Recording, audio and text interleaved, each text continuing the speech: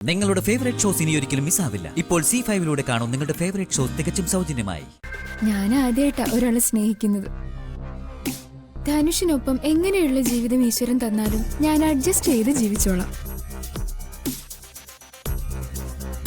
ഇഷ്ടക്കൂടുതലുള്ളിടത്ത് പരാതിയും പരിഭവവും ഒന്നുമില്ലല്ലോ. ഞാനും ഒരാളെ സ്നേഹിക്കുന്നത് ആദ്യമായിട്ടാ. ഇപ്പൊ തോന്നുന്നു കുറെ കാലം മുൻപ് തന്നെ പരിചയപ്പെടണമായിരുന്നു. ആരും അറിയാതെ പ്രണയിക്കുന്ന സുഖം ആവോളം അനുഭവിച്ചിട്ട് മതിയായിരുന്നു ഈ വിവാഹം. രഹസ്യമായി പ്രണയിച്ച് ആരും കാണാതെ സിനിമയ്ക്കൊക്കെ പോയി, ആരും കാണാതെ തമ്മിൽ കണ്ട് സംസാരിച്ച്, അതൊരു വല്ലാത്ത എക്സ്പീരിയൻസ് ആണെന്ന് ഞാൻ കേട്ടിട്ടുണ്ട്. ഇതിപ്പോ എപ്പോ വേണേലും കാണാം, സംസാരിക്കാം, കറങ്ങാൻ പോവാം. അപ്പൊ കൂടുതൽ ഇഷ്ടം കള്ളത്തരം കാണിക്കുന്നതിലല്ലേ? ഒരു പ്രത്യേക ഫീലല്ലേ അത്. കള്ളത്തരങ്ങൾ പ്രണയത്തിലേക്ക് വരുമ്പോ അതിനൊരു പ്രത്യേക ഭംഗിയാ.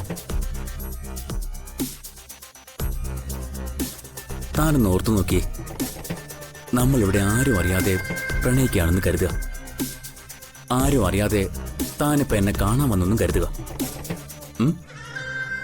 പെട്ടെന്ന് തന്റെ സച്ചിയേട്ടൻ ഇങ്ങോട്ട് വന്നാൽ എന്താ സംഭവിക്കുക?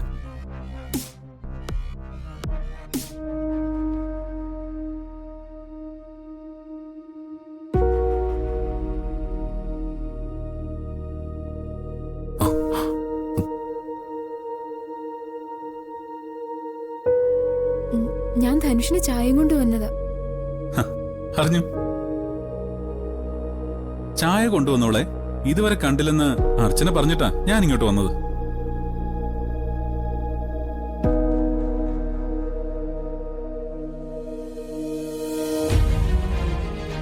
ഏതൊരു ഭർത്താവിനും ആഗ്രഹിക്കാം താൻ ഉറക്കം എഴുന്നേൽക്കുമ്പോ ഭാര്യ ഒരു കപ്പ് ചായയായിട്ട് നിൽക്കണമെന്ന്.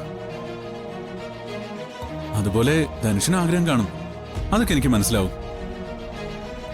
ആ ആഗ്രഹമൊക്കെ ധനുഷിന്റെ വിവാഹം കഴിഞ്ഞ് ആ ഭാര്യയോട് മതി, എന്റെ അനിയത്തിയോട് വേണ്ട.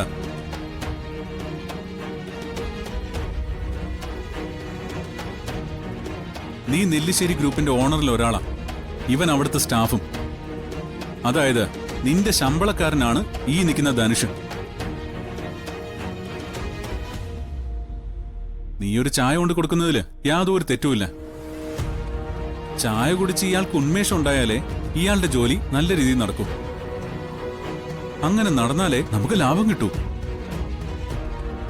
ആ ലാഭം നോക്കി മാത്രമാവണം നിന്റെ പ്രവൃത്തികളും. അതിനപ്പുറത്തേക്ക് വ്യക്തിപരമായ ഒരു ലാഭവും നീ ഉണ്ടാക്കാൻ ശ്രമിക്കണ്ട.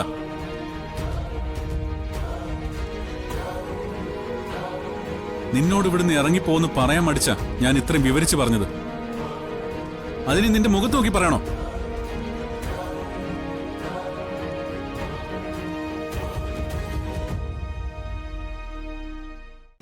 ഡൗൺലോഡ് ചെയ്യൂ C5 ആപ്പ്. കാണൂ എല്ലാ എപ്പിസോഡുകളും സൗജന്യമായി.